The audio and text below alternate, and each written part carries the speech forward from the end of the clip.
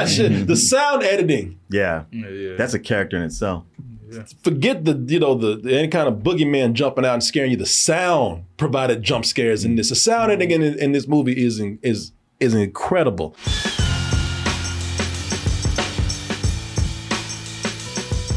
Smile too. Smile, everybody. Smile. Loved the first one, man. Loved the first one. Same here. And one of the reasons why is because I love the whole concept behind the smile demon, man. The smile demon is the most heinous and evil of all demons out there. Let me explain to you why. He's truly insidious, man. Sure, the eventual killing of yourself is bad enough, but any demon can kill. Many have. Any slasher can go out there and kill. It's what this demon does before the killing, which is embarrass the shit out of you.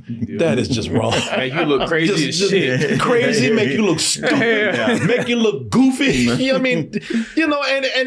And just it's the timing of it that is so bad too. It's like it's just a bully. Because he takes glee in it. Right, yeah, he's smiling at you while you're doing it. Well, he's looking at, let me see who's trying to get their life right and them up as much as I can. And not do it again by torturing you or making you feel pain, well, probably emotionally, because he does it by humiliating people, or it does it by humiliating people. The creature does torture you by making you look pretty stupid all the time. Have your ass looking crazy. Yeah, have everybody looking like, what is wrong with you? Wrong with this Y'all didn't see that? No? No, I saw you. Yeah. It's been an hour. Make you late for work? Wait, it's been an hour already? Make you fall over furniture and stumble. It's just make you look, just make you look goofy. It's until you lose your goddamn mind, man. And that is pretty much what we have here. And this demon said, ooh, I got a good one this time. Oh, this person famous. Yeah, you was like, ooh, I got me a good one now. And they got a history of, oh man. Oh, well, that's what they do. They find, it's systematic. This demon finds somebody that has a history of being crazy already. And then right when they get in their life right, they say, how can I up again? But worse this time. Yeah. And not only make you look bad like you did before, but like I said, just make you look downright stupid, like the demon tried to do to Sky Riley right here, played by Naomi Scott. So she's a pop star who has gone through some hard times. And one very traumatizing event, which has caused her to turn to drugs and almost ruin her career and dependent on painkillers and all kind of stuff, man. But now she on some get right. Look at that. She's hanging out. She on some get. She on the Ellen show. She ain't, like, boy, you see the demon must got you. That ain't Ellen. I know that ain't Ellen. I'm just saying.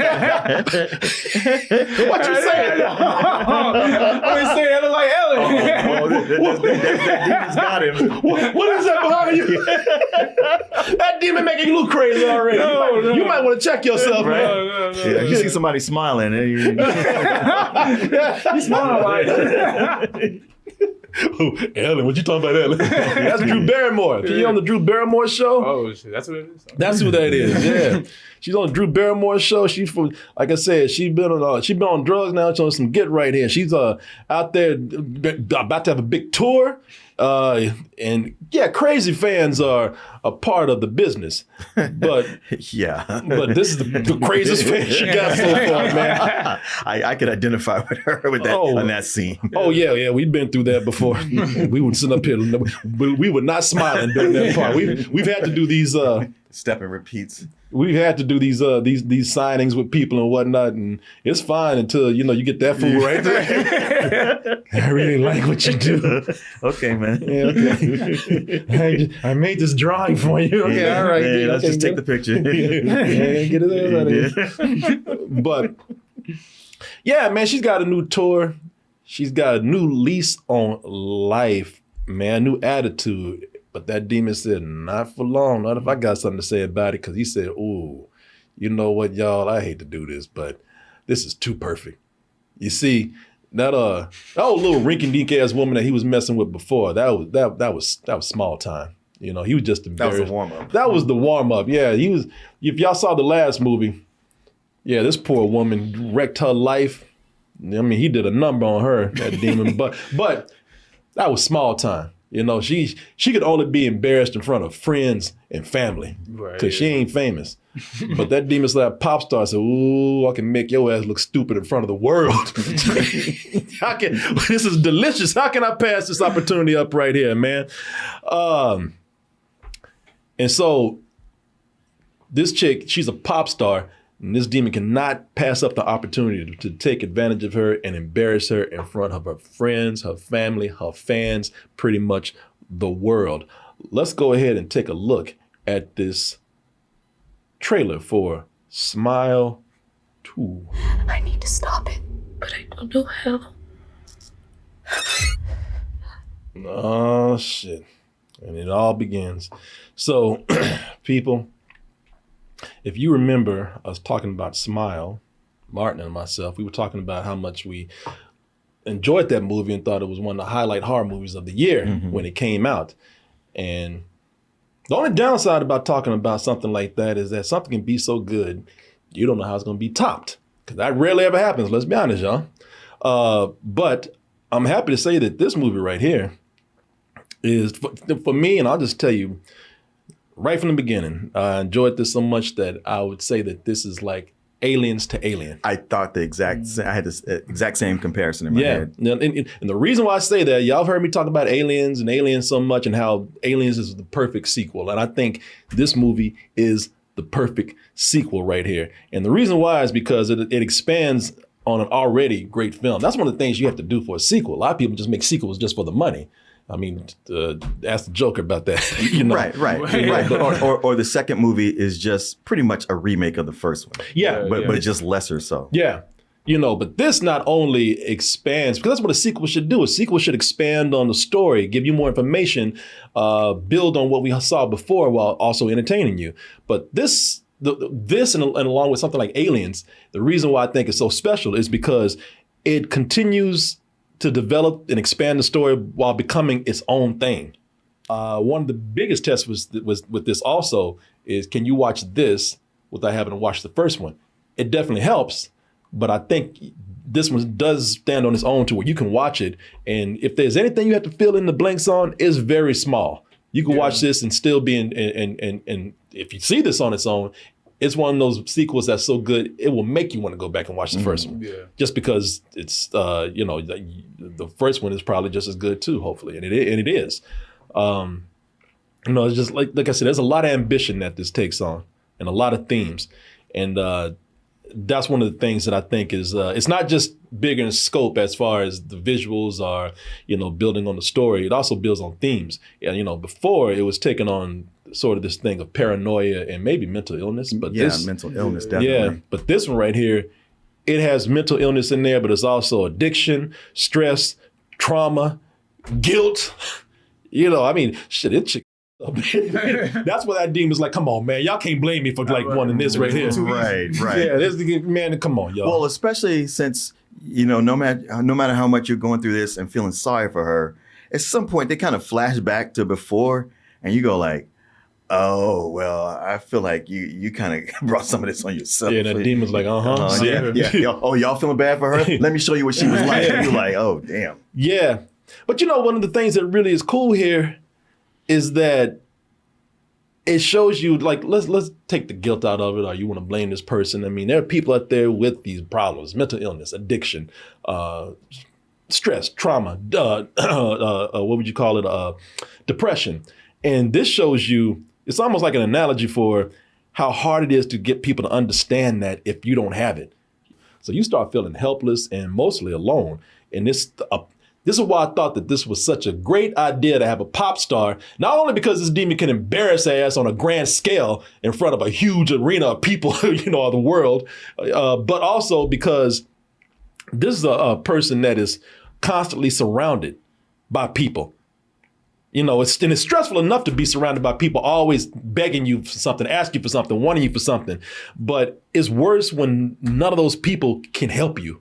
Because she's telling everyone around her, mother, her closest associates, I'm telling you something's wrong, and people are like, bitch, you crazy. It's really hard for them to understand what she's going through. And that's scary enough without a demon. Well, on top of that, being a public figure and a pop star who's about to mount this tour, there's a lot riding on it. There's a lot of people's jobs. There's a lot a lot of money. And the whole feeling like if this was happening to one of us, we'd be like, I got to pull back. And she's in a position where she can't. You can't pull back. Yeah. And on top of that is you have a history of people over.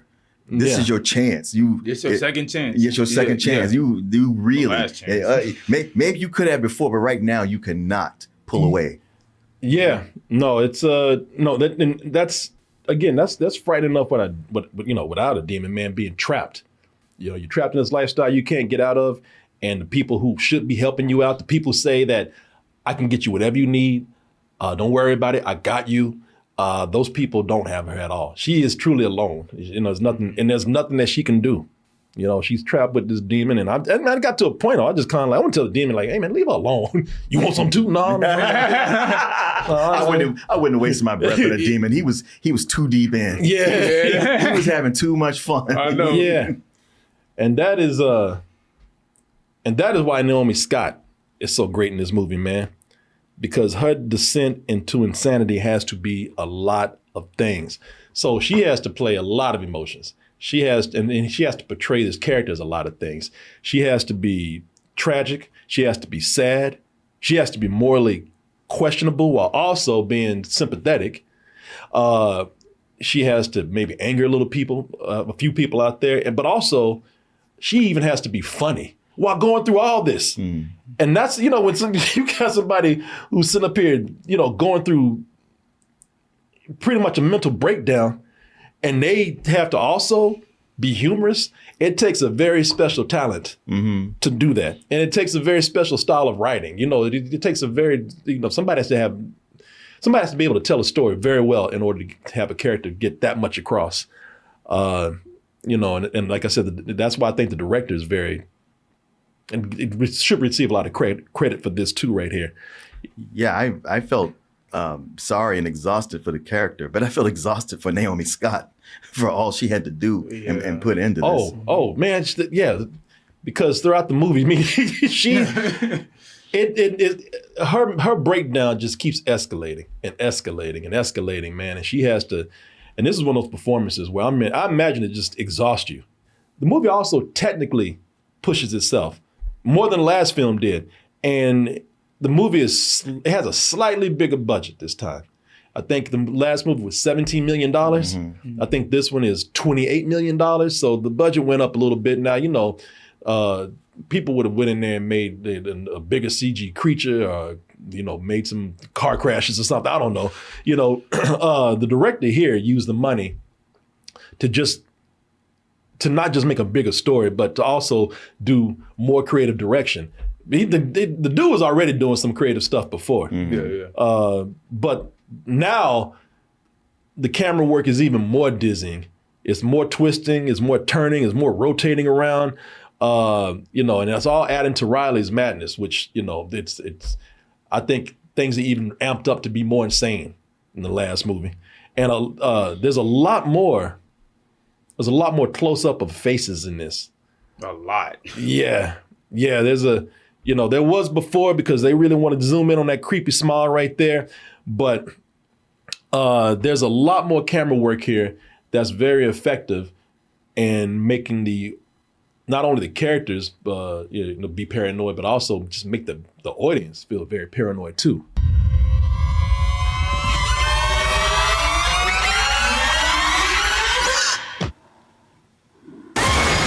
Shit. The sound editing. Yeah. That's a character in itself. Forget the any kind of boogeyman jumping out and scaring you. The sound provided jump scares in this. The sound editing in this movie is incredible, and the editing itself of the film is incredible, man. There's a part of this film where it feels like, with the music too, feels like it kind of, instead of when movies get a bigger budget, they start to feel more like a mainstream film. Yeah. This kind of felt like it went back in a way to feeling more like an independent film. It did. Because the music in this is crazy. Like I said, they're just doing a lot of stuff that you don't see directors doing in the mainstream that they do here, and it's because of the nature of the film. But man, I just really had a lot of respect for this film all around, from the story to the acting to the concept to all the technical stuff. It's like I said, it's not to take anything away from the first film. It's just, as far as the sequel goes, it's just it is a superior sequel. It's one of those. It's great, I think. Yeah, it's what you should do with the sequel, where it's not even completely the same kind of movie. Yeah, they both fit in the horror genre, but they're two different types of horror. And even talking with somebody, how the first one was maybe more traditional, but this is more modern or postmodern in its sensibilities. There's just so much going on to appreciate and like, and I did with all those things. Which is not to say there weren't some things that I wasn't crazy about, and that kind of comes to there's some pacing that goes on where there were times when I felt like it was sort of not so much spinning its wheels, but being a little bit repetitive. So much so that like it has some amazing jump scares, and they're like with the sound design and just how brutal they are. I mean, I didn't see Terrifier 3, so I don't know if that's worse, but there's so much imagery in here that's just gory and brutal. Like you just can't even watch it. The body horror? Yeah. Yeah. Oh my God. But something I didn't like is that they do a lot of fake outs, and they do so many that there's a point when they stop surprising me. Like when they go like, I was like, yeah, I kind of figured, but with everything you've been doing up to this point. Well, you know what? I wonder what you would have felt like with this movie because you just mentioned, and let me pull this up here. So you just mentioned Terrifier 3. And see, one of the things that I really liked about this movie, and I don't want to sit up here and compare this to Terrifier 3, because now it's going to make it seem like I'm saying one is better than the other. No, Terrifier 3 in this movie, they serve separate needs. Mm-hmm. They serve different audiences. But I will say that Terrifier 3, it loves to relish in its violence. It loves to glorify the violence. The violence is the star. The gore effects and the practical effects, that's the star of the movie. It's not the story. The movie will stop just to showcase all the gore in the film. That clown is, like I said, it's almost like the clown is making a sculpture out of human bodies in the middle of the movie.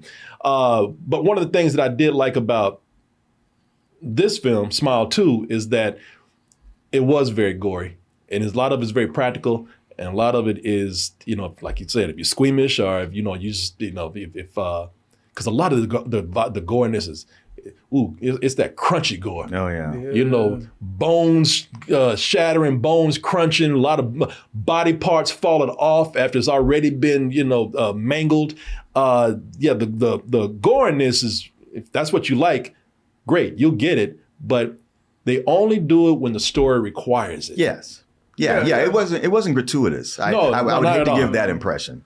No, not at all. Not at all. Here, the violence. Anytime you see the violence in here, it's because it's necessary to progress the story. Now, it's a horror movie, so they're gonna give people what they want, and so I think that's what. It's the right balance for somebody like me. Some people love, I saw a dude that talked about Terrifier 3. He said, man, I saw it 3 times this weekend. I said, you sick fuck. God damn. I don't know how anybody. Arrest this man. Yeah, I don't know how anybody can right now. You're the clown for real. Shit, you gonna turn into that. You watch this movie 3 times. I don't know how he did that, but that movie's for him. He loved it. And I'm not even complaining about that. This is something that is more for somebody like me, where it's, I love gore, but I don't need it to. I don't need to be in the main character. Yeah. Like you said, I don't need to be gratuitous or anything. And there's nothing wrong with that. But I like the story combined with my gore, and I think that's what the movie here does. And see, I want to say something about the camera work here, because a lot of what makes this movie stand on its own is some of the tensest moments in this movie. It's not because of horror. A lot of it is because of other things that they're doing and the way that they film it. So in this movie right here, there's a couple of things that they do in this movie that I thought was pretty good, and all because of the technical stuff that they do with the camera work. It was as intense or more intense than the horror stuff. There's a scene in here where they're in a car And it makes us feel like we're in the back seat with two people who are arguing and just driving stupid. Yeah. And we keep telling, because I remember I was yelling at the screen in my head, keep your eyes on the road. Right. Right. Will y'all stop arguing? And I remember just kind of swerving. I'm like, oh shit, man, we're gonna run off the road. And it's a very tense moment. The beginning of this movie. So there's a part at the beginning of this movie where They have a returning character. they have a returning character at the beginning of this movie, and it's in the beginning of this movie. While it has a very gory part to it, it's actually filmed like a one shot continuous shot action movie. Mm-hmm. That was cool. That was Yeah, cool. it starts out like a crime thriller. Yeah. The beginning of this, and it's also a really tense and funny moment in the movie.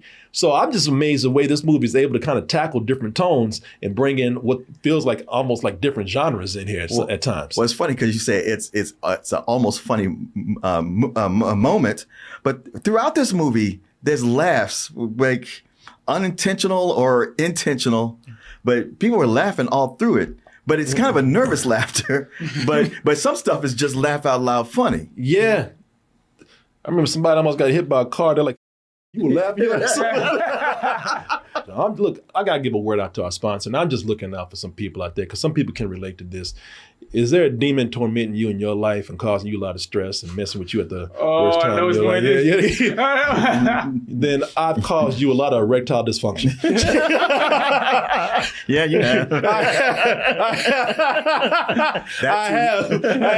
have tormented this man so much that he can't get it up sometimes. Even demons have feelings, man. Even demons feel remorse. And Martin, for all those moments that I've done that to you, I want to help you out. So, Okay. And I want to help all of you out there too. For all of you guys out there that probably even need a little boost in the bedroom or wherever you get your business done. Yeah, you ready? You ready for this? Yeah, what you Listen, talking man, about? it could just add to your, some excitement for your life too, right here. That's why I want to tell you about hymns. Not hers. Not hers. No, that's for the ladies. It's Okay. like, we just got dudes around here. Let's talk about hymns and hymns needs. So I am going to tell you about hymns and how they can help you stay in the mood and, stay kind of hard out there. So hymns, they're changing man's healthcare by providing you out there, yes, you guys, with access to affordable sexual health treatments. And hymns provides access to a range of doctor-trusted ED treatments like chewable hard mints that you can see right here, and Viagra and Cialis, and their generics for up to 95% cheaper. 95% cheaper. Go ahead and look up Viagra and see how much that costs. People are like, I already have. Yeah, okay, well, you know what? We got something for you that's a lot cheaper right here, a lot more accessible. All you got to do is get on the site and answer a series of questions, and then they'll provide a medical provider that will determine the right treatment for your option out there. And HIMS has hundreds of thousands of trusted subscribers, and so they can help you find the right option that is right for you. I'm gonna tell y'all some, I get free samples. I bet. Yeah, man, I tried it. You like them? They look, like I said, it was just me and me alone, and I had, and me, myself, and I had a threesome. Me, myself, and I. We had a great time. Hey, all I can say is worked for me, and I tried the mints. Mm-hmm. So yeah, that's the thing about it. You take one. You have fresh breath. Now I'm ready to get out there. You look at your partner and say, now I am ready. Wow, why is your breath so fresh? Don't worry about it. But here's what you do need to worry about. You need to worry about how to get this. And we got you. So here's what you do. You go to hims.com/toasted and you will get set up with your personalized ED treatment options. And that will be free for you to get set up for that. I also got to tell you that these products mentioned are chewable compound. Let me go ahead and show you. There you see that man's chewing it right there. Mm-hmm. Chewable compound products which are not approved by or verified for safety by or for effectiveness by the FDA. The prescriptions require an online consultation with a healthcare provider who will determine if appropriate for you. Restrictions do apply. All you got to do is see the website for details and important safety information. A subscription is required and price varies on the product in your subscription plan, whatever that may be. Let me spell that out for you too. hims.com/toasted. That's HIMS.com/TOASTED. Go over there today and start getting the treatment that is right for you. I want to thank Hims for sponsoring this portion of the show, and I want to thank y'alls out there for your support. Also, when I say that this movie is technically done very well, I'm talking about things that were done surprisingly well that I did not expect. The choreography. Oh, yeah. Oh, and those dances. Those dances, the choreography, the music. Now, I heard that Naomi Scott. She's a singer for real, isn't she? Yeah, she is. Yeah. She's a singer for real, and I think she did the choreography, at least a lot of the choreography in this. And, I don't know, what's that? No, I was just like the choreography when they were practicing, it was so good. Yeah, right. I hate that they had to abruptly end it. I was like, I want to see the rest of the routine. Yeah, I want the album. I don't know if it says something about pop music where anybody can make pop music and they, it all kind of sounds the same, and or the music was just that good in the movie. But either way it goes, it was very convincing. It was very good, and the choreography was amazing. Music, everything. 2 days after I was cast, I was in a studio. Okay, here we go. So pretty impressive the turnaround. Yeah, right? Shit.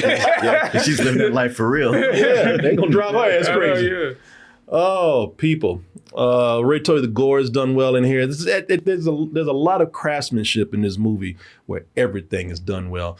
Usually you get a horror movie, they're concentrating on a couple of things here. There's so much that they do that is so good in this movie. That adds to the experience of it. I thought this was, again, that's why I respect this movie a lot, man. And the supporting characters were good. I really like Rosemary DeWitt because she plays the mom of Sky, and she seems like an overbearing fame mom. But also, but not really. But that's what I was going to say. They try to. I think the movie tries to make you feel that way because we see everything from Sky's point of view, and Sky's like, "Mom, why you always pushing me to do this, and you never understand me, and all you care about is fame." And she's like, "No, bitch, I put that millions of dollars in people's jobs are at stake right here." And she's like, "We know how hard we work to get to where we are, and all that's about to be gone. And not only that, but we're gonna get our asses sued. Yeah, if we don't put millions into all this. Yeah. So I think, and we wouldn't be in this position if you had messed it up the first time. Yeah. So she's very, she's very good in the movie. And I think one of the things that the movie does is play with you. They try to make you think that she's one of those characters that is not good for Sky, who actually, when you listen to her, she makes a great point. Lucas Gage, man. He's been good in everything I've been seeing him in lately. Was he just in he was Roadhouse? He was in Roadhouse, and he was in Dead Boy Detectives. He's that guy. You talk about. He's one of the funniest parts of the movie, man, because he's, first of all, you feel bad for him because he really is going through a bad one, man. He's in rough shape when we see him. Yeah, he was in the wrong place at the wrong time. Yeah, you gotta feel bad. I mean, he's up to no good, but you still gotta feel feel bad for him, man. But that actor is really funny, and the character that I find myself really liking, I ain't gonna say I like him the most, but he's up there, is Miles Gutierrez Riley, man. That's the actor. I don't forgot what his name was in the movie, but he's the assistant. Yeah, he's assistant. Man, I guess I don't know what it was about him because he's very effeminate. He's a twink, but every time he was on and said something, everybody laughed, and I don't know what it was about it. It was just like there is something funny about this performance he's giving. You know why? Because everybody shits on this character in the movie. Like he gets no respect. Everybody's blaming him for things. People are brushing him aside when they come into the room. Uh-huh. And I think everybody was just laughing at this character because his character, no matter how bad he was treated, he always kept a chipper spirit. Yeah. Oh, that smile. He always had that smile. Yeah, that smile was not because of the demon. That smile was natural. That was his job. And because everybody at one point, except for maybe one character, everybody kind of disrespects this character in the movie. And he's one of and it's done intentionally for laughs, I think. Oh, yeah. Like somebody stepped in a room and he was like, "Hello, can I?" And the guy was like, "Yeah, You know, it's like, yeah. oh, why you do that? Yeah, how you doing, man? And that's the thing that you don't even know why they treat this character like this, man. This character's nice. Yeah. He's a really sweet assistant, and everybody's shitting on his character, and they don't explain it. They just do it. He's a little much. He's trying to be helpful, man. I didn't see that a little much. Yeah, I did. But Did you? Because he's just doing his job. What can I do for you? That's his What job. are you supposed to do? I was just like, See, I don't. you be one of those characters. Well, I don't like that everybody's laughing at him, but I kind of get it, but I don't, but I kind of do. You would have treated him like shit. No, I wouldn't. I don't treat bad. I don't treat anybody. anybody like shit. I wouldn't have done that. Move, boy. The only time I was angry with him was when she had those crazy fans coming up to her, and I was like, "Ain't your job to get them off of her?" No, his job supposed to be to call security to get the Okay, people. yeah, he wasn't doing that either. And what he gonna do? You just call him a twink. What he gonna He could have said, "Hey, okay, that's enough. Let's come on, Man, no. Oh, wait a minute. security." He would have got his ass beat. This director ain't no better than that demon. No, It kind of made me mad. I was like, why you making me laugh at this girl with everything she's going through? Oh, and he keeps the humor going from some of the humor from the last movie. I believe every Smile movie, because I believe this is going to be pretty much a series now, because this is going to make money. Yeah. And they're going to keep this going. We all going to be smiling for a while. And I think from now on, every movie needs to have a trademark scene. You have to see her, please, Holly. Tell me that you see somebody. Please.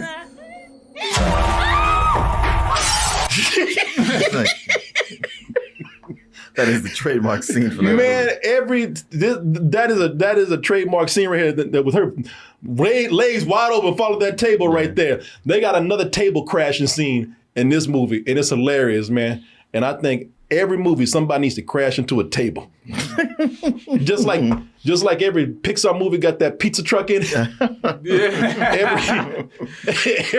every Smile movie needs to have a table that somebody goes crashing into. Do you remember the one in this movie here? No, I don't. You Actually. said table crashing scene. Mm-hmm. No, Yeah, I don't want to say what it is. I don't want to Okay. ruin it because it catches you off guard. But Okay. yeah, but people laughed their ass off at this, including some of the people in the movie. They were commenting on it. Okay. Yeah. Y'all are hive mind. I don't know. Sorry. Like, oh, no, I was thinking about the. Yeah, Okay, I was thinking about something else. It's something about the main character. Okay, yeah. That was a good scene. That was a good scene. Yeah. Because it was kind of like that too. Yeah, that's what I'm the talking same about. way, Yeah, every Just Smile bigger, movie. bigger in scale. Hell yeah. Every Smile movie needs to have a table crashing scene. But that was a bad one too. That was, I laughed. I remember what happened. I was like, It's I feel kind of like bad. this where something really bad has happened, it happened, and everybody's yeah. looking, and you're just like, "Oh, that is so bad." And it's like, "Oh, you think that's bad? This Watch is gonna be this. worse." Oh yeah, for sure, man. If I had some complaints about this, it's almost along the lines of what you said. So the movie's frantic cutting adds to Sky's rapidly declining mental state, and that's great. You can actually feel her loss of reality and paranoia setting in, and that's very effective. But at times it can feel a little bit too frantic. It cuts a lot, and some of the hallucinations that she's going through, like you said, they seem like they're just kind of repeating a lot of those. They were, like you said, fake outs. Mm-hmm. And the problem with that is that it made me question if parts of the story actually made sense, because some of the stuff seemed like plot holes. Or I was like, okay, that's what. Yeah. if that character did that, then it makes no sense what happened later. Right. Yeah, see, yeah. I was saying the same thing. Yeah. And if you go like, well, wait, if that part was the fake out, then what about all this? Okay. Yeah. It's and then a lot of it happens to where some of it's like, well, did we just go through all this for nothing? Right. Because a lot of this stuff, did that really happen? And if it didn't, then I don't know if that was all that necessary. That's one of the things in storytelling that I don't like, where it's like, oh, it was all a dream. Yeah. So what's real and what's not. yeah. But listen, man, it's a I think it's a valid complaint, but I'm not going to try to let that bring the movie down because as you've seen and heard, there's a lot that this movie does so well, and so going back to where I started this, this expanded the story while telling a new story, and another really important thing here is that it made me very excited for the next one, and it makes you wonder how you gonna pull that off because Yeah, that's gonna be tough. Because this, if we're gonna have another one and we're gonna follow through what we set up here, that's gonna be on a grand scale, and I don't really know how they're gonna pull that off. But I'm very curious to see how they do it. It won't be focused. But other than that, it's a full price for me. I liked it. You know what? You didn't get to really talk much. So I wasn't really that big of a fan of the first one. I was like, I like the idea. Yeah, no, I was like, I like the idea, but I'm like, I think maybe just had such bad pacing issues that I was like, all right, I'm kind of waiting for this movie to be over. But watching this movie literally exceeds my expectations. Everything from the first one, like it builds on everything that you see in the first movie. The performances, man. Who plays Skylar? You said Naomi Scott. I believe she was she I've never Princess in Jasmine. Princess Jasmine in Aladdin.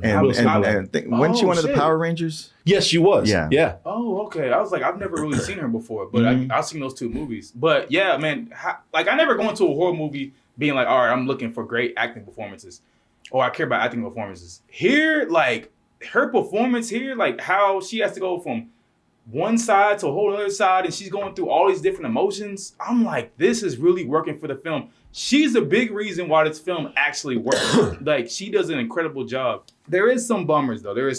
I thought some of the pacing that you said, I thought those were a big iffy. And then plot holes. I was like, that first 5 minutes to me I loved how it was shot, that big one take. But I'm like, if you really think about it, it doesn't kind of make sense for the rest of the movie.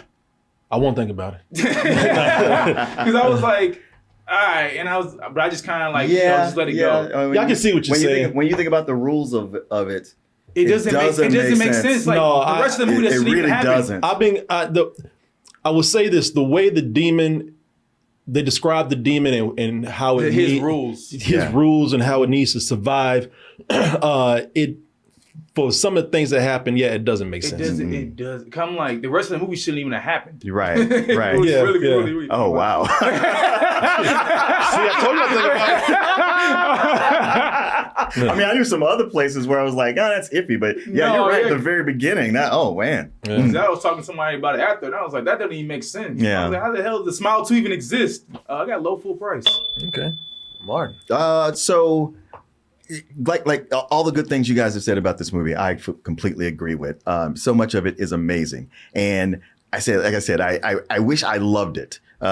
But there was just more, I guess maybe, it felt like it skewed younger being with a pop star and all. Mm-hmm. And there's a lot more spectacle here. It's done amazingly well. And if that's your thing, you're certainly going to love it. But just between the pacing stuff and the plot hole things that just like took me out of the movie because I'm sitting there questioning, well, wait a minute, and this and that.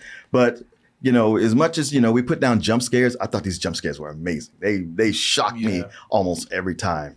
You might as well have a William Castle electric seat on me. So I think it's very effective. And emotionally, it's effective. There's just certain things that kept me from being in love with it like I was with the first one. Still not a disappointment, and it does what a sequel should do, which is expand and be a different movie. And for me, this is a very high matinee.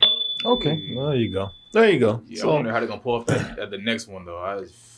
Because that ending, I love the ending, but I'm like, I don't know how y'all gonna do the next one. Well, I mean, look, this is a crowd-pleasing movie for anybody who loves horror movies, and by all rights, it should make a ton of money and enough for them to go like, what's your idea? Here's a pile of money. Go do that. I think the next movie you mentioned, Ellen DeGeneres. I think it should be about Ellen DeGeneres. I think that demon did get her. She had a breakdown. Had to quit her show. I mean, maybe next time it'll be an app. Yeah. What's the movie Countdown? So there you go, folks. Positivity all around. Well, you made it to the end of the video. That must mean you really like what we do. So if you do, check out these other videos just like this one. Check out our other YouTube channels and subscribe to join our wonderful Toasty community. And as always, stay toasty.